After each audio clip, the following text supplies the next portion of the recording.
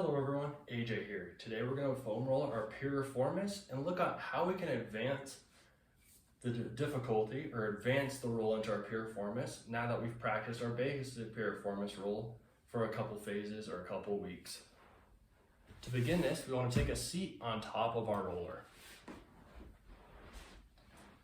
Once we're on top of our roller, it's important to have that arm support, placing both arms back behind you. I'll show this from the side in a moment as well.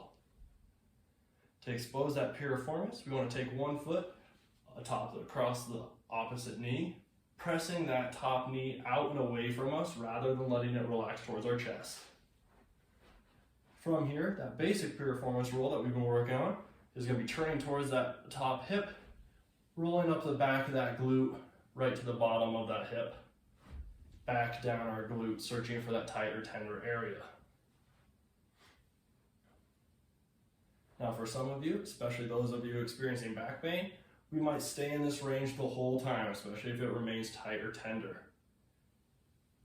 If you've worked out that tension or you're not finding much tension, to advance this, what we're going to do is drop down even further onto that hip. To do that, rather than being up on our arms, we're going to drop down on that back elbow.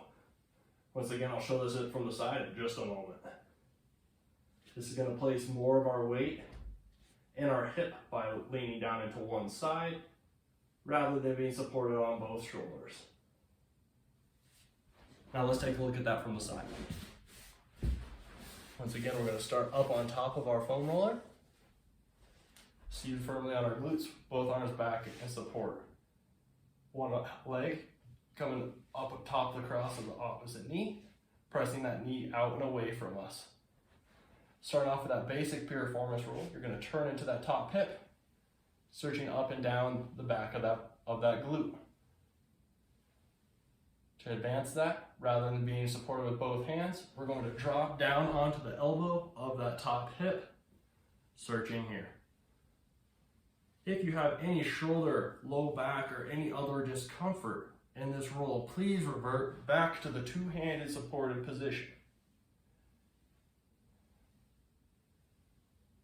As we're in this position, or the advanced position, what we're going to be looking for here is either finding that terrible knot, that tense spot, trying to relax our muscles and breathe into that knot, letting everything relax for those 30 seconds up to 2 minutes, or that more ideal version of gently moving top to bottom across that tenderness for those 30 seconds up to 2 minutes.